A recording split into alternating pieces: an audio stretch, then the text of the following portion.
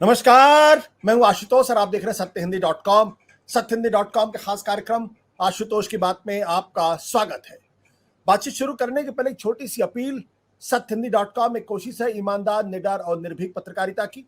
हम अपने उन लाखों दर्शकों के शुक्रगुजार हैं जो लाखों की संख्या में हमारे कार्यक्रमों को देखते हैं, हमारी हौसला अफजाई करते हैं, हमारा मनोबल बढ़ाते हैं।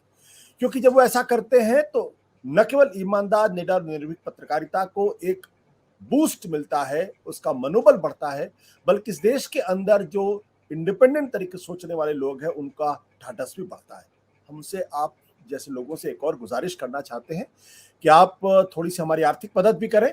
इस वीडियो के डिस्क्रिप्शन में जाएं, सत्य हिंदी के सदस्य बने, थोड़ा सा आर्थिक भुगतान करके हमारे लिए बहुत बड़ी मदद होगी। और अब आज की बातचीत हम शुरू करते हैं। पिछले 8 साल से एक जंग चल रही थी दिल्ली सरकार के और केंद्र सरकार के बीच में। ये जंग दरअसल इस बात को लेकर ये थी कि जो दिल्ली की सरकार है उसके अपने अधिकार क्या है। और इस जंग में 8 साल के बाद 11 मई 2023 को दिल्ली सरकार को एक बड़ी जीत हासिल हुई, जब सुप्रीम कोर्ट की 5 सदस्यों की एक बेंच ने सर्वसम्मति से यह फैसला किया कि दिल्ली के जो उपराज्यपाल हैं वो दिल्ली की सरकार के एड एंड एडवाइस से बात है, यानी वो इंडिपेंडेंट फैसले नहीं कर सकते हैं। उनको दिल्ली की चुनी हुई सरकार की कैबिनेट की बात माननी होगी। सिर्फ 3 चीजें होंगी जिस पर वो मानने के लिए बाध्य नहीं होंगे। एक है लैंड यानी जमीन, दूसरा पुलिस और तीसरा लॉ एंड ऑर्डर। ये 3 ऐसे मसले हैं जो दिल्ली सरकार के अधीन नहीं है। इस पर लेफ्टिनेंट गवर्नर सीधे फैसले कर सकते हैं और इस पर दिल्ली सरकार का कोई अख्तियार नहीं होगा। लेकिन इन तीनों के अलावा बाकी के मसलों पर वो दिल्ली की सरकार यानी दिल्ली की कैबिनेट की एड एंड एडवाइस यानी उनके परामर्श को मानने के लिए बाध्य होंगे, यानी अपने तय से इंडिपेंडेंट कोई फैसला नहीं कर सकते। इसके अलावा सुप्रीम कोर्ट ने एक और फैसला किया था और वो बहुत अहम फैसला था कि जो दिल्ली के ब्यूरोक्रेट्स है, जो नौकरशाही है, जो अफसरशाही है, उस पर दिल्ली की जो चुनी हुई सरकार है उनका अधिकार होगा। ये वो अधिकार था जो दिल्ली की सरकार से 2015 में छीन लिया गया था केंद्र सरकार के जरिए। इस पे लगातार मुकदमेबाजी हो रही थी और अंत में दिल्ली सरकार की जीत हुई थी। यानी सुप्रीम कोर्ट के फैसले के बाद दिल्ली की जो केजरीवाल सरकार है वो उनके अंतर्गत काम करने वाले तमाम आईएएस और दूसरे अधिकारों के तबादले, उनकी पोस्टिंग, उनका अपॉइंटमेंट वो करेंगे और उस पर किसी तरीके की दखलंदाजी नहीं होगी। यह ऐसा फैसला था जिसने दरअसल दिल्ली की सरकार को बहुत बड़ी ताकत दे दी थी।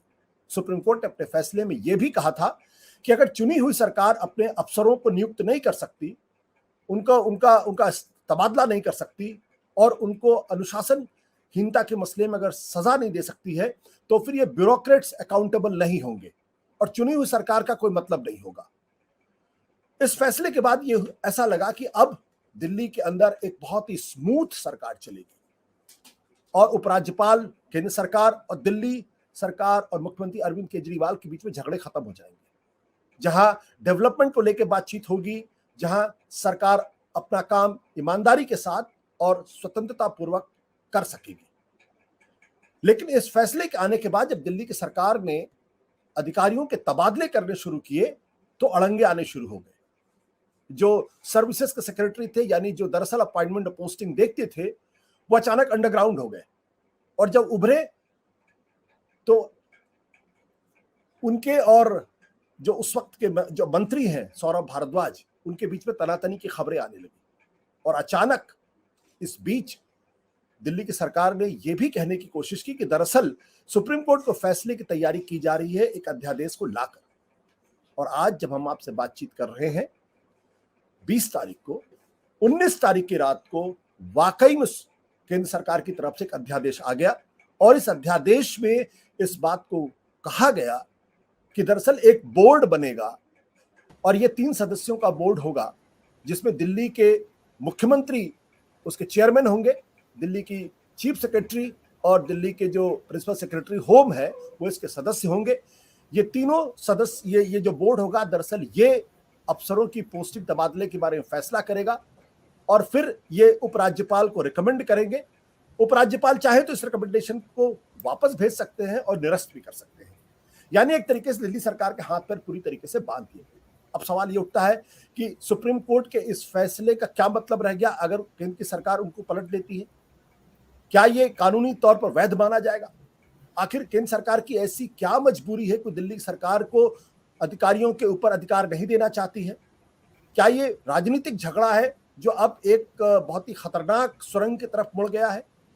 और क्या वाकई में इस तरीके का फैसला करना सुप्रीम कोर्ट के फैसले या सुप्रीम कोर्ट का कंटेम्प्ट नहीं है या सुप्रीम कोर्ट की अवहेलना नहीं?